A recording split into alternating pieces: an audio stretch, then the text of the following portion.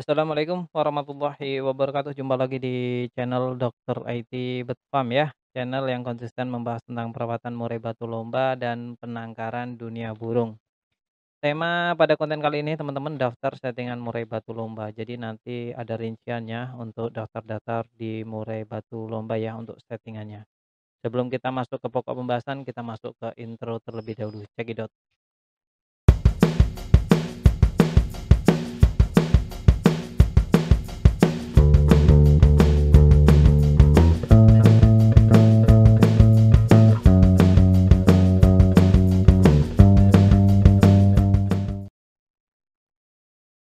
Oke, teman-teman yang belum subscribe silahkan subscribe terlebih dahulu karena subscribe itu gratis dan membantu channel ini untuk terus berkembang dan sharing-sharing ya seputar pengalaman di dunia lomba murai batu.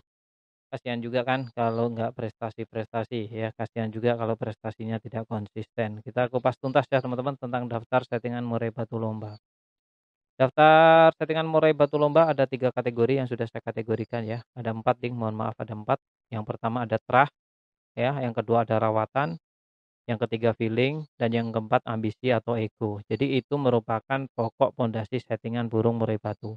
Trah, trah itu wajib teman-teman. Kita sebelum kita utak-atik burung murai batu kita pastikan dulu burung murai batu kita trahnya bagus. Contohnya di ring Dr. IT Bird Farm yang udah jelas gitu ya.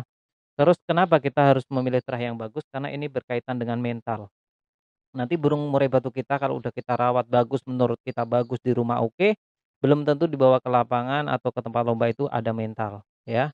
Ada mental itu belum tentu. Nah, takutnya nanti malah melempem ya kan, malah repot. Terus dia pinter, burung murai batu yang terahan bagus dia itu lebih mencerna untuk materi, masteran itu jauh lebih bagus dan lebih efektif, ya.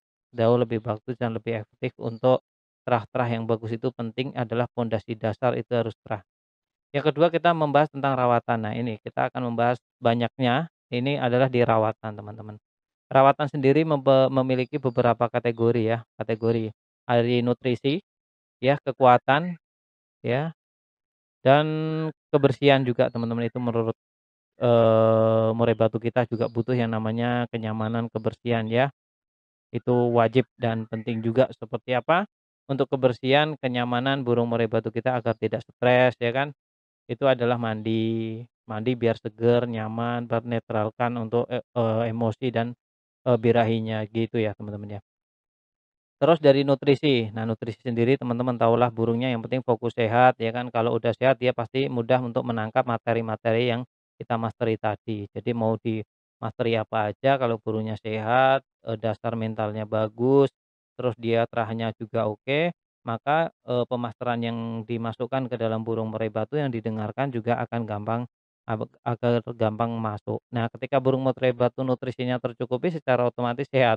Kalau sehat juga dia pasti lebih fokus dalam menangkap materi-materi yang kita siapkan untuk murai batu itu sendiri, gitu ya teman-teman. Terus, dari segi kerawatan ada lagi, yakni ada yang namanya kekuatan ya. Kekuatan ini kita bisa murai batu kita bisa berapa kuat sih untuk sesi lombanya, apakah 1, 2, 3, 4. Nah ini bisa kita otak-atik kalau untuk, di kekuatannya, di fisiknya gitu, itu bisa kita belajar. Tapi kalau udah masuk ke karakter, ke terah, nah ini yang nggak bisa kita otak-atik lagi teman-teman ya. Kalau udah ke karakter ya emang udah bawaannya kayak gitu, mau diapa-apain juga kayak gitu. Tapi kalau untuk fisik masih bisa diolah, contohnya, saya pengen murai batu saya berjalan sampai 3 sesi, ini biasanya 1 sesi, 2 sesi udah melempem.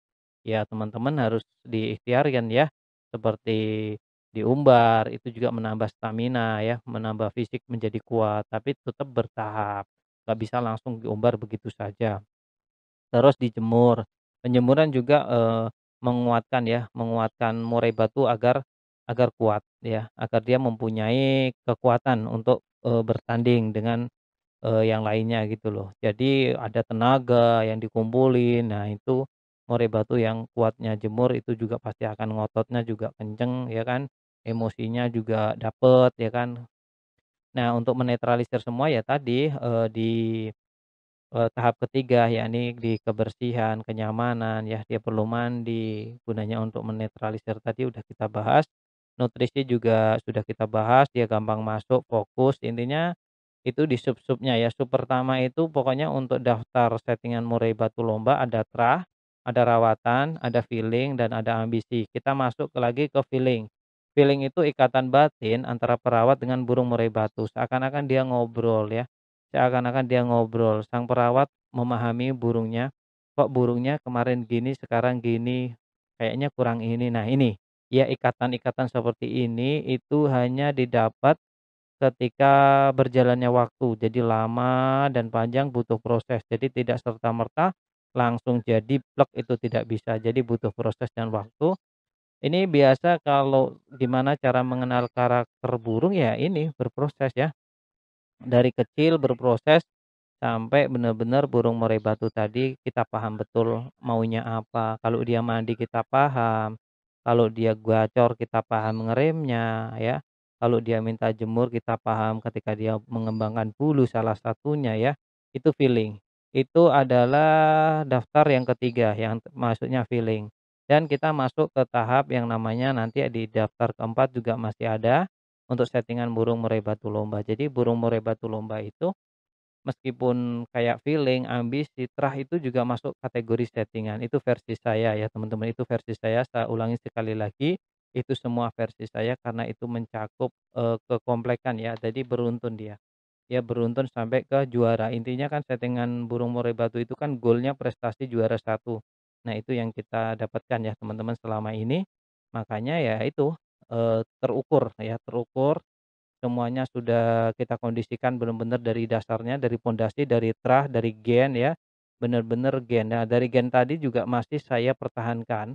Kenapa saya memiliki penangkaran ya salah satunya untuk mempertahankan bahwa gen ini benar-benar original ya, tidak terkontaminasi dengan gen lain. Nah, ini saya fokusnya ke satu gen, benar-benar saya jadikan. Nah, itu sampai sekarang, makanya gen Osaka namanya ya, satu kandang meskipun beda burung ya, itu masih satu gen, anaknya anaknya Osaka, ketemu anaknya Osaka, ketemu Osaka. Nah, seperti itulah teman-teman ya. Itu di dalam kandang burung, makanya terahnya itu jelas gitu loh. Terus yang keempat di daftar settingan murai batu itu ada yang namanya ambisi atau ego. Itu juga merupakan bagian dari settingan. Contoh, saya juga punya pengalaman seperti ini teman-teman, kita sharing saja ya. Minggu ini kita prestasi teman-teman. Bangga dong juara satu 2 kali gitu, kita bangga. Wah, lomba langsung juara satu nih 2 kali gitu kan. Minggu besok kita mau berangkat, pasti itu. Nah, minggu besok lagi dong ya kan. Minggu besok akhirnya kita lagi, juara lagi, teman-teman ya, juara satu lagi. Wah, makin bangga dong ya kan. Minggu besok lagi dong. Nah, seperti itu ya. Kalau ambisi sudah, masuk ke diri kita ya seperti itu. Kita lupa bahwa burung murai batu kita itu butuh istirahat. Seharusnya minggu ini masuk satu satu, minggu besok bolehlah berangkat satu-satu itu masih toleransi ya, tapi lebih baik sih istirahat. Nah, setelah minggu kedua ini harusnya wajib istirahat, teman-teman. Ya, wajib istirahat ya minimal 15 hari atau 2 minggu lah. Jangan langsung minggu ke depannya lagi di rank 1 minggu saja sudah berangkat lagi. Itu sayang ya, sayang burungnya nanti. Hari itu oke, dia dapat juara. Ya, entar besok masuk lagi juara lagi sampai berturut-turut nggak terkalahkan, oke. Tapi itu burung nanti takutnya tidak akan tahan lama, teman-teman, ya. Ada masanya. Mendingan diwet-wet aja, itu sih saran saya. Cukup sampai di sini ya teman-teman mengenai daftar settingan murai batu lomba. Kalau ada pelitat-pelitut kata-kata mohon maaf nih lagi belajar soalnya ya. Salam lestari, salam prestasi.